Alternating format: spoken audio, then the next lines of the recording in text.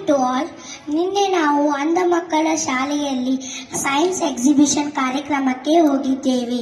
ಆ ಕಾರ್ಯಕ್ರಮದ ಕುರಿತು ನನ್ನ ಅನಿಸಿಕೆಯನ್ನು ನಿಮ್ಮ ಮುಂದೆ ಹೇಳಲು ಇಚ್ಛಿಸುತ್ತೇನೆ. ನಾವು ಹೋದಾಗ ಆ ಶಾಲೆಯ ಶಿಕ್ಷಕರು ನಮಗೆ ತುಂಬು ಹೃದಯದಿಂದ ಸ್ವಾಗತಿಸಿದರು. ನಾವು ಆ ಶಾಲೆಯ ಒಳಗೆ ಹೋಗಿ ನೋಡಿದಾಗ ಪುಟಾಣಿ ಮಕ್ಕಳು, 1ರಿಂದ 4ನೇ ತರಗತಿಯ ಮಕ್ಕಳು, ನಮ್ಮ ಏಜಿನ ಮಕ್ಕಳೇ ಸಾಲಾಗಿ ಕುಳಿತಿದ್ದರು. ಆ ಎಲ್ಲ ಮಕ್ಕಳು ಬ್ಲೈಂಡ್ ಅಂದ್ರೆ ಕುರುಡರು ಆಗಿದ್ದರು. ಅವರನ್ನು ನೋಡಿ ತುಂಬಾ ದುಃಖ ಎನಿಸಿತ್ತು. ಅಷ್ಟು ಚಿಕ್ಕ ಮಕ್ಕಳು ತಂದೆ ತಾಯಿಯಿಂದ ದೂರವಿರುವುದನ್ನು ನೋಡಿ ತುಂಬಾ ಆಶ್ಚರ್ಯವೂ ಆಯಿತು ಮತ್ತು ದುಃಖವೂ ಆಯಿತು.